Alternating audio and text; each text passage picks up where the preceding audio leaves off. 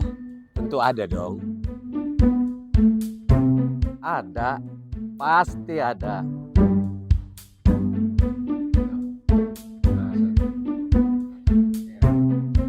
Tenang, pasti ada. Iya, betul itu. Mari doakan rangkaian kegiatan Hari Ulang Tahun Gereja Protestan Indonesia Bagian Barat yang ke-75 yang dipusatkan di Kota Padang, Sumatera Barat. Yang berlangsung dari tanggal 28 sampai dengan 31 Oktober 2023. Mulai dari pengobatan gratis, seminar kebangsaan, dan Deklarasi Eco Church sampai dengan ibadah raya interkonektivitas bersama di 7 titik wilayah Nusantara.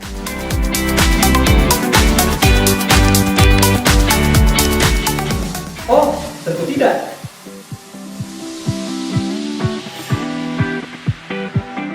Doakan dan hadir juga loh di ibadah syukur 75 tahun GPIB.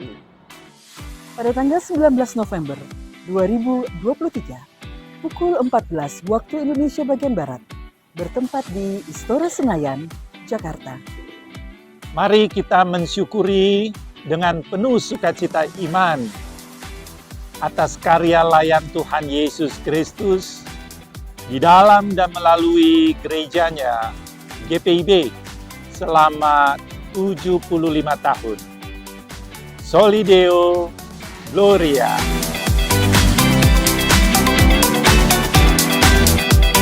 Sarapan pagi pakai rendang. Makan siang pakai teri campur petai. Kami menyambut dengan sukacita di Kota Padang. Tuhan Yesus menyertai.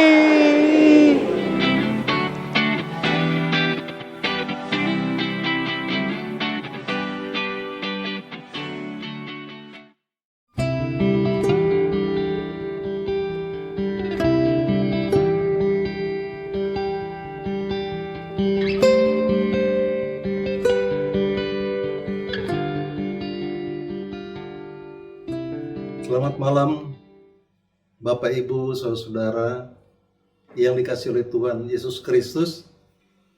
Kita berjumpa dalam program Night Call GPIB bersama saya, Pendeta Yob Makiunggung, Ketua Majelis Jemaat GPIB Pancaran Kasih Depok. Sebelum mengakhiri aktivitas kita sepanjang hari ini, kita akan membaca dan merenungkan firman Tuhan. Untuk itu mari kita berdoa. Allah Bapa di surga, Bapa yang penuh rahmat, kami mohon bimbingan kuasa Roh-Mu untuk kami memahami kebenaran firman-Mu. Tolong kami Bapa, agar firman ini sungguh-sungguh dapat mengantarkan kami beristirahat pada malam ini dengan penuh sukacita. Berfirmanlah ya Bapa, kami siap mendengarkan firman-Mu. Di dalam nama Tuhan Yesus Kristus kami berdoa. Amin. Saudara yang dikasihi Tuhan Yesus Kristus, kita akan membaca bagian Alkitab kita dari kitab Yehezkiel pasal 37 ayat 4 sampai 6. Yehezkiel 37 ayat 4 sampai 6. Firman Tuhan saya bacakan. Lalu firman-Nya kepadaku, bernubuatlah mengenai tulang-tulang ini dan katakanlah kepadanya, hai tulang-tulang yang kering, dengarlah firman Tuhan. Beginilah firman Tuhan Allah kepada tulang-tulang ini, aku memberi nafas hidup di dalammu, supaya kamu hidup kembali. Aku akan memberi urat-urat padamu dan menumbuhkan daging padamu. Aku akan menutupi kamu dengan kulit dan memberikan kamu nafas hidup, supaya kamu hidup kembali, dan kamu akan mengetahui bahwa akulah Tuhan. Bahan Alkitab, pembacaan Alkitab kali ini akan kita bahas dalam tema dengarlah supaya kamu hidup. Saudara, pasal Alkitab ini menggambarkan tanah Israel yang penuh tulang-tulang berserakan. Yang bagi Israel tanah itu menunjukkan najis. Ia dapat menjadi tahir kembali kalau tulang-tulang itu dihidupkan kembali. Menjadi manusia-manusia yang hidup, sehingga sekaligus menggambarkan kebangkitan kembali umat Israel. Ada hal penting dari Yehezkiel 37 ini. Israel sedemikian tersebar di antara musuh-musuh mereka dan merasa begitu putus asa untuk bisa mendapatkan pertolongan dan nasib baik yang mendorong kepulangan ke negeri mereka. Mereka sudah sangat tawar hati, hilang semangat, hilang harapan. Nabi di sini dalam penglihatan dengan lembah penuh tulang-tulang kering yang akan dikumpulkan dan dihidupkan lagi. Ini nubuatan Nabi Yehezkiel tentang kebangkitan Israel di masa depan. Pertanyaannya ialah, dari mana tulang-tulang di lembah itu? Mungkin ini tulang-tulang pasukan Yosia yang gugur dalam pertempuran di lembah Megiddo melawan musuh-musuh Israel, yaitu Babel, Gog. Yosia pun gugur pada usia 18 tahun saat ia memimpin Israel sebagai raja dalam membela negerinya. Melalui dorongan nubuat dan kuasa ilahi, Nabi ditempatkan di tengah lembah dan Allah berbicara dengan dia. Ia berkeliling melihat tulang-tulang itu dan mengamati tulang-tulang itu amat kering. Tulang-tulang orang mati yang kering di Betel itu tidak mungkin disatukan lagi. Sudah seperti tengkorak, bahkan telah menjadi debu. Tulang itu berserakan tanpa terkubur. Di sini Nabi diminta bernubuat mengenai tulang-tulang itu. Begini, lalu firman-Nya kepadaku, bernubuatlah mengenai tulang-tulang ini, dan katakanlah kepadanya, hai tulang-tulang yang kering, dengarlah firman Tuhan. Hai tulang-tulang kering, dengarlah firman Tuhan. Apa artinya, saudara?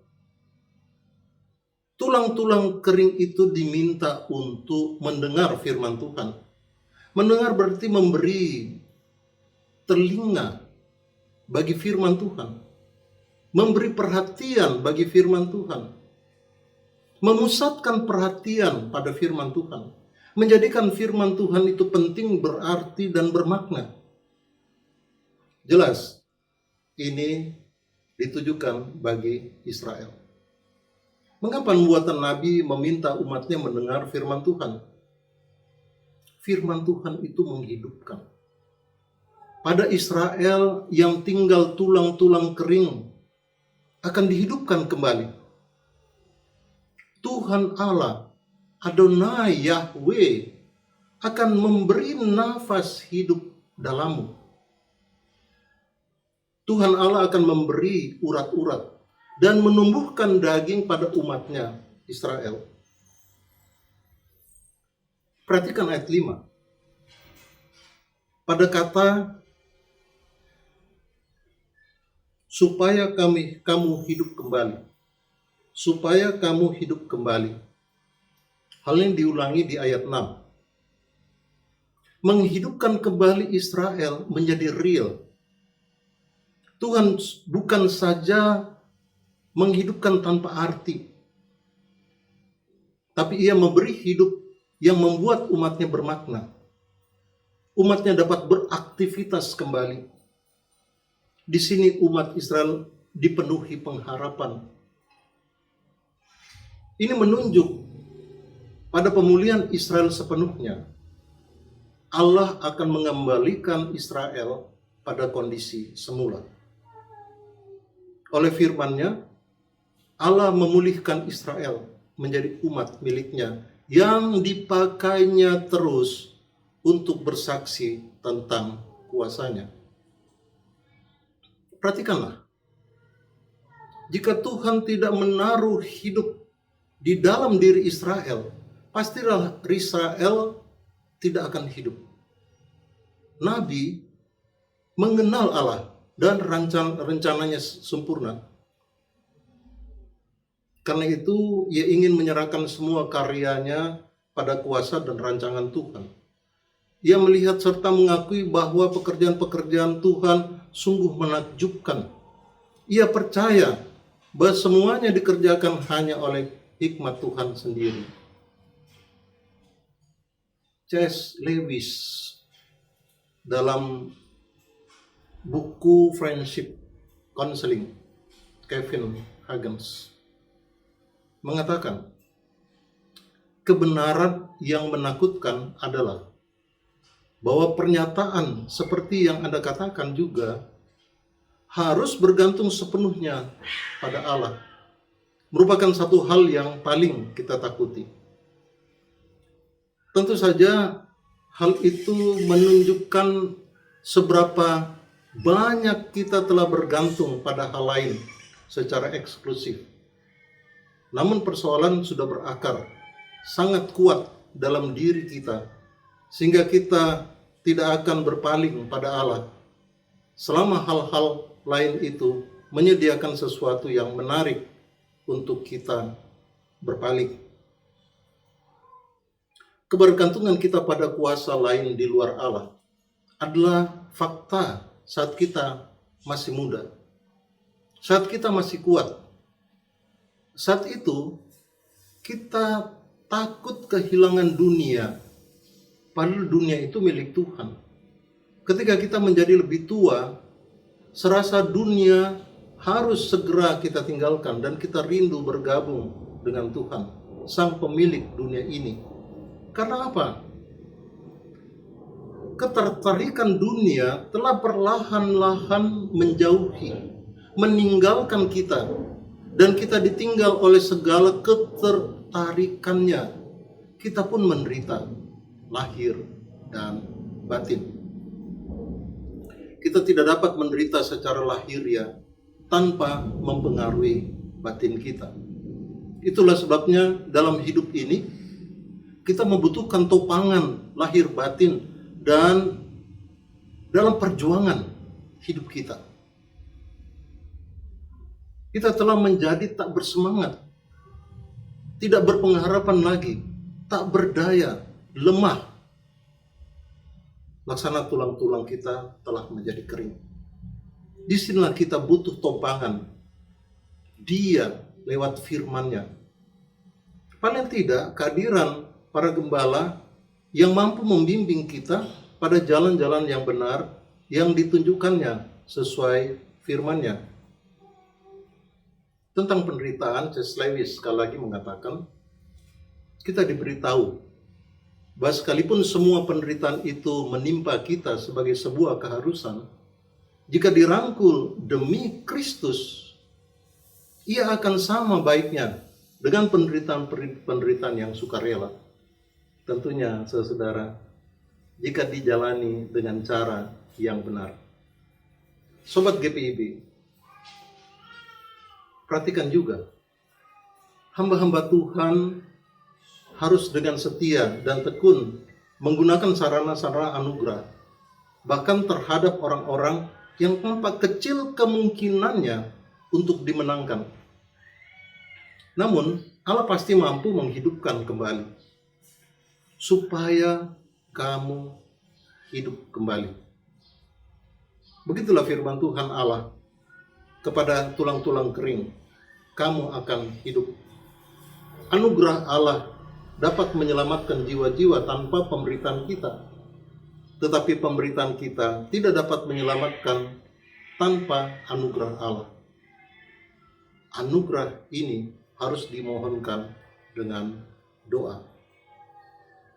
Semua bentuk kekerasan hati dapat menutup diri bagi Allah dan rancangan yang baik. Tinggalkan segala bentuk kesombongan, keingin populeran yang hanya menempatkan kita merasa bangga. Semua keberhasilan berasal dari kemampuan dan pencapaian di dalam karya kita. Semua akan berakhir pada kegagalan karya dan rasa malu. Ternyata kuasa Tuhan yang terjadi berlangsung atas segala karya anak-anak manusia. Alkitab sebagai salah satunya pedoman aktivitas kita yang dapat dipercaya dan akurat untuk memahami bagaimana persoalan-persoalan psikologis atau rohani berkembang dan bagaimana menyelesaikannya. Hanya Alkitab yang menyediakan hikmat yang dibutuhkan orang-orang yang mengalami persoalan untuk menemukan pengharapan dan arah yang harus mereka tuju dan lalui. Ketika Allah berbicara kepada kita dalam penderitaan kita, Dia menawarkan penghiburan dan kehidupan dalam cara yang paling tidak kita harapkan. Lagi pula, Dia tidak menghilangkan rasa sakit yang ada pada diri kita. Dia menggunakan penderitaan kita untuk membebaskan kita dari kebergantungan terhadap segala sesuatu selain Dia. Allah tidak akan melakukan apapun untuk saya kalau saya sendiri merasa sudah cukup dengan diri saya. Lagi pula, Dia menggunakan penderitaan untuk menajamkan kita sebagai orang-orang yang pada akhirnya diinginkannya. Allah memanggil kita untuk membaringkan diri kita di tangannya, menyerahkan diri sepenuhnya untuk sebuah kehidupan batiniah kita yang akan mempersiapkan kita bagi sebuah kehidupan yang sulit dibayangkan oleh pikiran kita di hari esok dan hari-hari yang akan datang. Selamat beristirahat di malam ini ketika kita bisa ada dan beraktivitas dan mendengarkan firman ini agar kita dapat merenungkan kata Nabi, aku memberimu nafas hidup supaya kamu hidup kembali dan kamu akan mengetahui bahwa akulah Tuhan. Amin. Mari kita berdoa. Ya Bapa di surga, terima kasih untuk firman-Mu malam ini. Biarlah firman ini dapat mengantarkan kami memasuki malam yang penuh rahasia ini. Terima kasih Bapa, dalam nama Tuhan Yesus Kristus kami berdoa. Amin. Selamat malam, selamat beristirahat. Tuhan memberkati.